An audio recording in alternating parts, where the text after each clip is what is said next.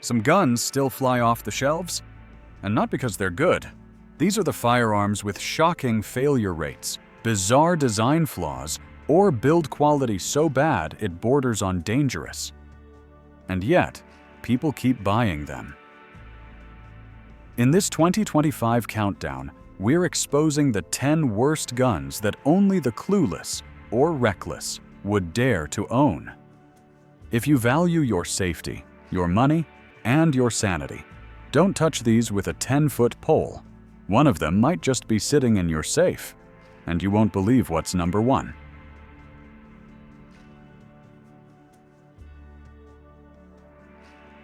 10. Taurus Spectrum. Taurus Spectrum.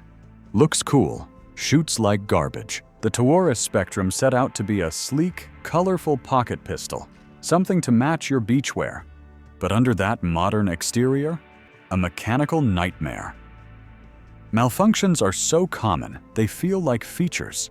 Failures to feed, extract, and fire turn this into a range day headache, not a carry-worthy tool.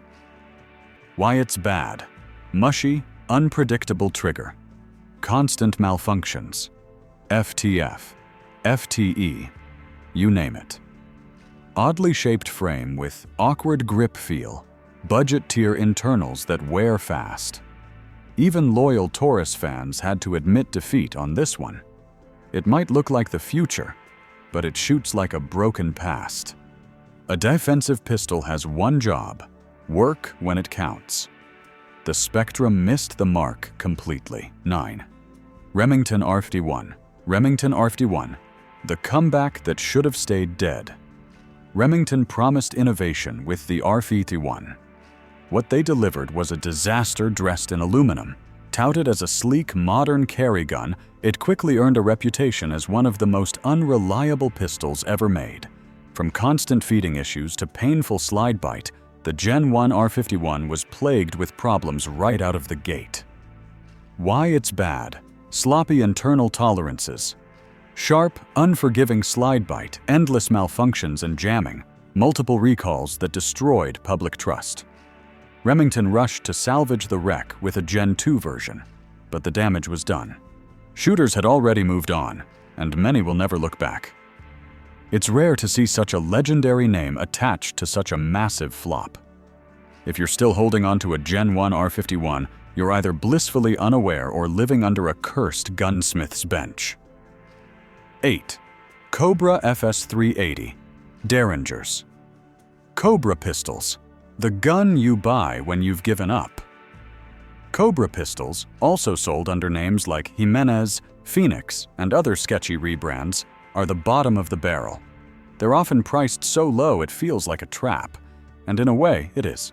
These guns look and feel like dollar store squirt guns loaded with real ammo. But the real danger isn't just how cheap they feel, it's how dangerously unreliable they are. Why it's bad: breaks with minimal range use feels more like a toy than a tool. Questionable safety mechanisms. Awful pot metal construction prone to cracking.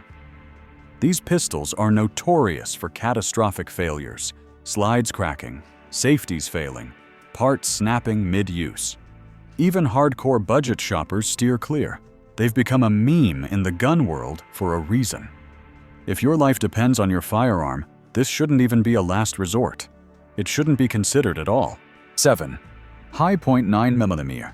High-point pistols. The brick that somehow fires. Yes, it's cheap. Yes, it goes bang. But have you ever actually held one? It's like gripping a car battery with a glue stick for a trigger. High-point pistols have gained cult status for being affordable and functional, but the experience is anything but confidence-inspiring. Why it's bad: trigger feel best described as soggy glue stick, ergonomics of a brick taped to a shovel, struggles to feed hollow points reliably, plastic mushy sights that feel like kids' toys. To be fair, it can go bang, and it's better than nothing, but with laughable ergonomics, constant cycling issues, and build quality that screams garage project, trusting your life to one is a gamble. Hi-Point knows its market: folks who want a gun on a shoestring budget. And if you're buying one as a range novelty, fine. But for serious defense, the joke's on you. 6. Desert Eagle 50 AE, Desert Eagle, because recoil therapy isn't real therapy. Look, we get it. The Desert Eagle is a legend. It's massive, flashy, and straight out of every 90s action movie. But let's be real, carrying one for self-defense? That's pure clown shoes territory. Why it's bad for carry: recoil that slaps your soul into next week, weighs more than your average laptop. Magazines hold less than your grandfather's revolver. Ammo runs 2 plullers per round. On sale. Concealing it requires being 6'8" or wearing a trench coat in July. Sure, the Deagle turns heads at the range and racks up Instagram likes like crazy, but in the real world, it's bulky, impractical, and downright laughable as an everyday carry gun. You're not John Wick, you're a guy with back pain and empty pockets. If you're trying to appendix carry this beast, it's time to reevaluate your life choices. It's a fun range toy and movie prop, but when it comes to real-world defense, hard pass. 5. Kel-Tec Sub-2000 Gen 1 Kel-Tec Sub-2000 Gen 1. Folds in half, functions in quarters. The Kel-Tec Sub-2000 Gen 1 is what happens when innovation outruns quality control. On paper, it's brilliant, a folding 9mm carbine that stows in a backpack. In reality, it feels like it was assembled in someone's garage during a thunderstorm. Why it's bad: ergonomics that seem designed by aliens. Recoil that somehow punches harder than 9mm should. Feels like it's made from recycled lawn furniture. Long-term reliability that's anything but. Shooting it isn't exactly pleasant. The cheek weld is awkward, the charging handle is in the worst possible spot, and the entire platform flexes like a dollar store lawn chair. It can work, but often doesn't for long. If you're stuck on getting one, go for the Gen 2, which patches some of the glaring flaws. But frankly, you're better off skipping the dice roll altogether and grabbing a Ruger PC carbine. It may not fold, but at least it fires every time. 4. Sig Sauer Mosquito Sig Sauer Mosquito. Sig name, dollar store performance. On the surface, the Sig Mosquito looked promising, a scaled-down rimfire version of the iconic P226. But once you pulled the trigger, the illusion shattered fast. It looked like a Sig, sure, but it felt like a cap gun and jammed like a vending machine eating your last dollar. Why it's bad: won't run bulk 22 LR without constant malfunctions. Trigger is long, heavy, and gritty. Truly awful. Controls feel flimsy and toy-like stovepipes, failures to feed, and light strikes galore. The Mosquito turned off even the most loyal Sig fans. It required premium ammo to function halfway reliably, defeating the purpose of a .22 trainer entirely. And with a trigger pull that feels more like a punishment than a press, it offered little value for new shooters or seasoned ones alike.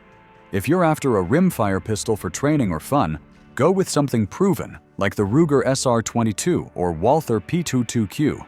The Mosquito? Leave it right where it belongs, on the shelf of guns you regret, right next to your High Point and Broken Promises. 3 Springfield XDE.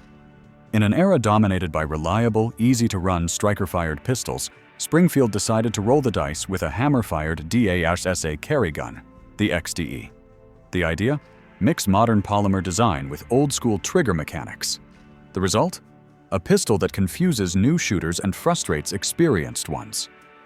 Why it's bad: long, gritty double-action first pull. Sloppy and inconsistent reset, grip texture that gets worse under stress. SA system adds unnecessary complexity for carry. While some may appreciate the manual safety and decocker, most find the learning curve steep and the payoff minimal. The XDE demands trigger discipline and constant training to master, a tall order when striker-fired guns like the Hellcat, P365, and Glock 43X exist. The DASA format isn't bad by nature. It's just out of sync with what today's carry market demands: simplicity, consistency, and performance under pressure. Buying an XDE in 2025 is like choosing a flip phone in the smartphone era. Technically functional, but why bother? 2. Rossi RS22 Semi-Auto Rifle. Rossi RS22 Budget Blaster. Until it stops blasting. At first glance, the Rossi RS22 seems like a solid deal. It's lightweight, has decent lines, and promises rimfire fun at a price that's hard to beat. But dig a little deeper, and especially after a few hundred rounds, you start to see where the corners were cut. Why it's bad. Frequent feeding and ejection issues, especially with bulk ammo. Build quality feels cheap and hollow. Factory sights are often misaligned out of the box. Poor aftermarket support compared to more proven rimfire platforms. It's the kind of rifle that almost earns your trust until it chokes halfway through a mag or throws rounds off target because the rear sight drifted. For casual plinking, it can be okay, but it's not a rifle you grow with or rely on. Parts wear faster than they should, and upgrades are few and far between. Want a .22 you can count on? Spend the extra $50 and get a Ruger 1022. It's built like a tank, shoots straight, and actually lasts. Jimenez JA380 JA9 Jimenez Arms. The worst gun still. Barely. Legal. If there were a basement under the bottom of the gun world, Jimenez Arms would be living in it.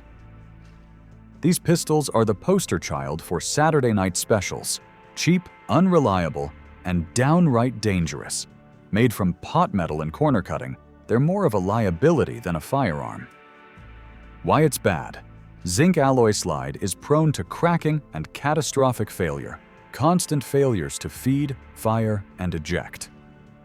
Safety design so poor it should come with a warning label. Slide and firing pin can literally snap mid-shot. Even the ATF and multiple states have tried to shut them down over safety concerns and shady business practices. These pistols aren't just bad, they're borderline criminal in quality. They're known to break under light use, misfire randomly, and in some cases injure the shooter. There are bad guns, and then there's Jimenez. If your buddy says he just picked one up, don't congratulate him. Stage an intervention. For the love of safety, spend just a little more and get literally anything else. And there you have it, 10 of the worst guns that somehow still find their way into shopping carts and gun safes in 2025.